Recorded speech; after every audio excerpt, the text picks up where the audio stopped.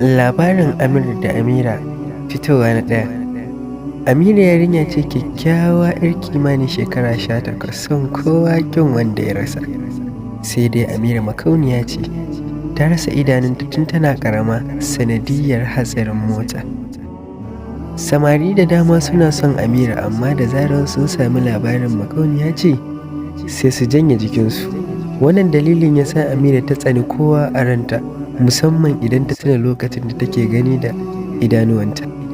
Kullum Amira ba ta da burin da ya wuce a ce wata rana za ta iya gani kamar kowa a duniya, sannan ta ga masoyinta Amir da take burin aura. Kullum Amira tana faɗa wa Amir cewa ina ma tana gani da soyayyarsu sai ta fi haka. Mu haɗu a kashi na 2 domin ci gaban wannan labari. Daga IBB Gombe, na gode.